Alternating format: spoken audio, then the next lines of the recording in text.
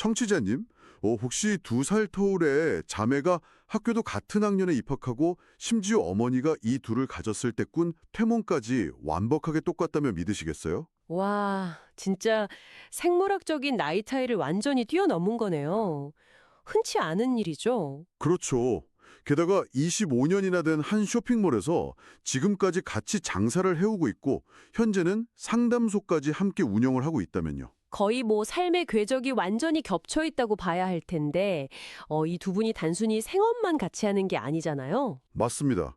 오늘의 심층 탐구는 바로 이 놀라운 인연을 가진 한 자매의 이야기에서 시작됩니다. 네, 오늘 우리가 깊게 파헤쳐볼 자료가 2026년 2월 17일 울산에서 진행된 1394강 새해 덕담이라는 강연 기록인데요. 이 자매가 강연자에게 질문을 던진 거죠. 네, 동생은 14년, 그리고 언니는 7개월 동안 집중 공부를 해온 상태였고요.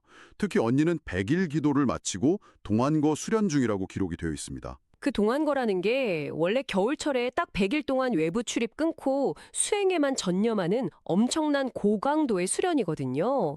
이 자매가 얼마나 진지하게 철학적 세계관에 몰두해 있는지 알 수 있는 대목이죠. 맞아요. 그렇게 깊은 수련을 이어가던 자매가 새해를 맞아서 멘토격인 강연자에게 덕담을 부탁한 건데, 이게 내용이 평범하지가 않죠. 네, 그냥 훈훈한 새해 인사가 아니라 국가의 운명, 무술의 재해석, 그리고 다가올 미래에 대한 거대한 철학적 담론으로 확장이 돼버립니다. 스케일이 갑자기 우주적으로 커지거든요. 자, 이 내용을 한번 제대로 파헤쳐 볼까요?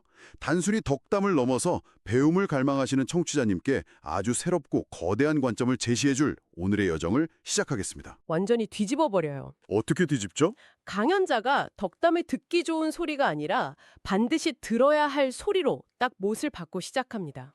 본인이 듣고 싶은 달콤한 위로가 아니라 그렇죠. 약간 뼈 때리는 소리일 수도 있겠네요? 맞아요. 보통 새해 덕담이라고 하면 건강해라, 돈 많이 벌어다 이런 거잖아요. 근데 이 자료에서는 덕담을 일종의 시대적 사명을 일깨우는 날카로운 각성제로 쓰고 있습니다. 그렇다면 그 반드시 들어야 할 소리의 뼈대가 도대체 뭘까요? 더 큰 관점에서 연결해 보자면 이 자료는 대한민국을 단순히 지도상에 있는 하나의 국가로 보지 않습니다. 아주 독특한 세계관인데 대한민국을 인류의 희생을 바탕으로 인류에 필요해서 기획되고 키워진 특별한 나라로 규정을 해요. 인류가 희생해서 우리를 키웠다. 네, 그리고 우리 국민을 천손, 그러니까 하늘의 자손이자 세상을 이롭게 해야 할 홍익인간 지도자로 묘사하고 있죠. 그것도 그냥 지도자가 아니라 한 사람이 100명 몫을 해야 하는 일당백의 역할이라고 세팅을 합니다. 청취자님, 우리가 평소에 그렇게 특별한 일을 안 하고 살아서 이 일당백 홍익인간이란 말이 당장은 확 와닿지 않으실 수도 있어요. 그렇죠. 매일 출근하고 피곤한 일상 사는데 내가 무슨 인류의 지도자야 하실 수 있잖아요. 맞아요. 그런데 자료에서 그 거리감을 아주 직설적으로 돌파합니다. 우리가 일반적인 일을 하라고 키워진 게 아니라는 대목이 아주 흥미롭더라고요. 이게 논리가 되게 치밀해요. 지금 우리가 누리는 경제적 풍요나 문명이 우리끼리만 잘해서 된 게 아니라는 거죠. 전 세계 인류에 보이지 않는 피와 땀이 응축된 거다. 네, 글로벌한 부채라는 겁니다. 인류가 희생해서 이 나라를 키워줬으니 이제는 우리가 인류를 위해 뭘 할 건가 고민하고 빚을 갚아야 할 타이밍이 왔다는 강렬한 사명감을 부여하는 거예요. 와, 내가 누리는 일상이 사실은 남의 희생을 담보로 한 거라는 인식 자체가 사람을 굉장히 강한 책임감으로 몰아넣는 프레임이네요. 맞습니다. 여기서 정말 흥미로워지는 부분은요. 네? 이 거창한 국가적 사명감이 아주 구체적이고 당장 실천할 수 있는 아침 루틴으로 딱 연결된다는 겁니다. 그 대목이 진짜 재밌죠. 거대 담론을 일상으로 끌고 내려오잖아요. 네, 자료에서는 이걸 홍익사행도, 그러니까 4가지 길이라고 부르면서 뼛속까지 새겨야 한다고 강조합니다. 4가지 질문이 나오는데 첫째, 나는 이웃을 위해 무엇을 해야 하는가? 네. 둘째, 나는 사회를 위해 무엇을 해야 하는가? 셋째, 나는 나라를 위해 무엇을 해야 하는가? 그리고 마지막이 제일 큽니다. 넷째, 나는 인류를 위해 무엇을 해야 하는가? 나 자신이나 우리 가족 잘 먹고 살자는 질문은 아예 없어요.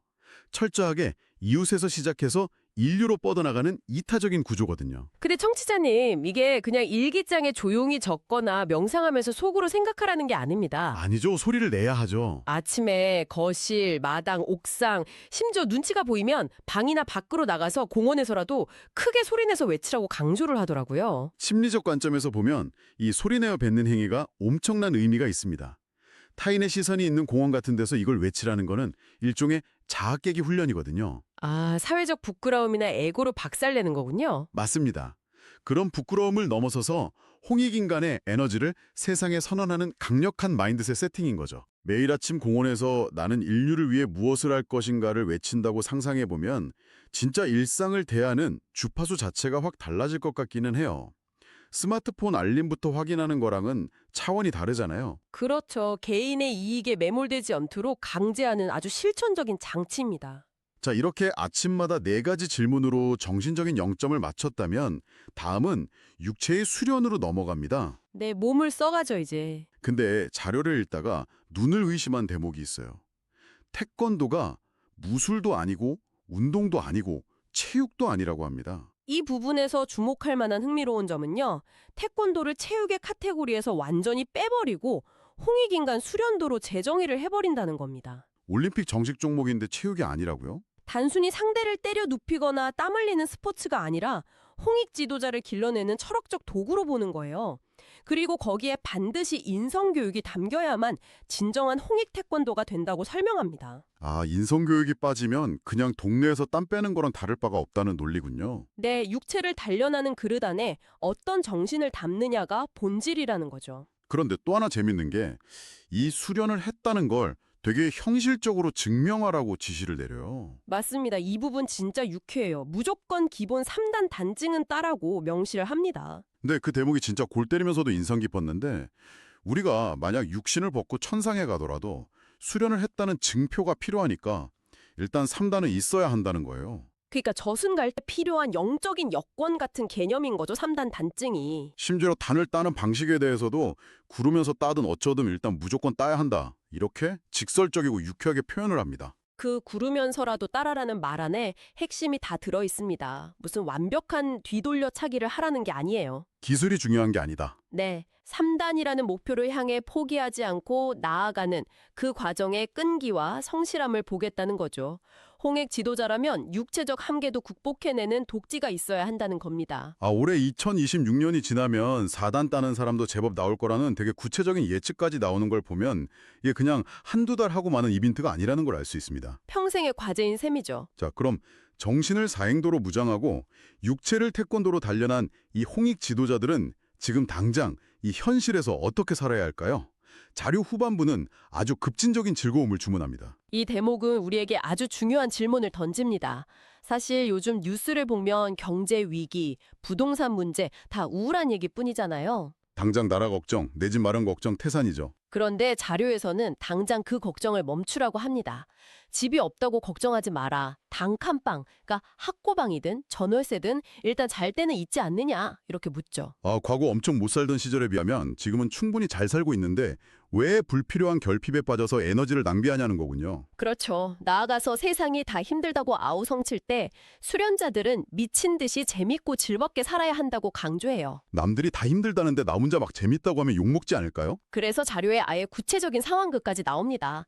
남들이 너 미친년 아니냐 하고 비난하면 그래 나 미쳤다 하고 쿨하게 인정하라는 거예요. 와, 그래 나 미쳤다. 네, 위축되지 말고 그 긍정적인 에너지를 뿜어내고 나누라는 겁니다. 그 기운들이 모이면 결국 찌들어 있는 이 나라의 기운 자체를 뒤바꿀 수 있다는 거죠. 근데 왜 하필 지금 이 시점에 당장 그렇게 살아야 하느냐, 이게 또 중요하잖아요. 바로 2026년이라는 시점 때문입니다. 화자가 올해 2026년 붉은 말의 해를 어마어마한 시대적 변화가 일어나는 변곡점으로 선언을 해요. 변곡점. 이게 잘못된 것들이 다 청소되고 시스템이 완전히 리셋되는 시점이라는 거죠. 네, 거대한 파도가 밀려오고 있으니까 과거의 낡은 잣대로 집값 걱정하고 있을 때가 아니라는 겁니다. 모든 게 바뀌는 시점이니까 두려워하지 말고 멋지게 한번 살아보라는 강렬한 메시지죠. 그럼 이 모든 게 청취자님께 어떤 의미가 있을까요? 20의 덕담 요청으로 시작된 오늘의 심층 탐구는 결국 우리가 어떤 태도로 세상을 마주해야 하는가에 대한 깊은 통찰을 안겨주었습니다. 맞습니다. 단순히 듣기 좋은 말이 아니라 진짜 들어야 할 무거운 사명을 깨닫는 과정이었죠. 아침마다 이웃사회 국가 인류를 향해 사행도 질문을 던지는 것, 육체와 인성을 함께 단련하는 태권도 철학, 그리고 무엇보다 다가오는 이 2026년의 변곡점 앞에서 두려워하기보다 미친 듯이 즐겁고 긍정적인 에너지를 뿜어내는 홍익 지도자가 되라는 서사였습니다. 일상의 불안을 우주적 사명감으로 덮어버리는 아주 파격적인 접근이었습니다. 청취자님, 정보의 홍수 속에서 가끔 압도당하는 기분이 드실 때 오늘 나눈 이 유쾌하고 묵직한 조언을 한번 떠올려 보세요. 거창한 목표 이전에 일단 내 방에서 큰 소리로 질문을 던져보는 거죠. 네, 그리고 현실을 그냥 즐겁게 살아내는 것. 그게 세상을 바꾸는 가장 강력한 방법일지도 모릅니다. 오늘 자료에서 인류가 희생하면서 우리를 키웠다는 대목이 있었잖아요. 여기서 청취자님께서 스스로 탐구해 보실 만한 질문을 하나 남기고 싶습니다. 만약 우리가 정말 전 세계 인류의 보이지 않는 희생 덕분에 이 풍요와 지식을 누리는 홍익 인간이라면요. 청취자님이 매일 당연하게 쓰는 그 지식이나 기술은 과연 누구의 빚으로 만들어진 것일까요? 그리고 당장 내일 청취자님만의 그 특별한 재능을 이용해서 그 보이지 않는 빚을 갚기 위한 작고 즐거운 행동 하나를 선택한다면 그건 과연 무엇이 될까요? 이 도발적인 질문에 대한 답을 한번 즐겁게 상상해 보시길 바랍니다. 다음 심층 탐구에서 뵙겠습니다. 청취자님, 멋진 하루 보내세요.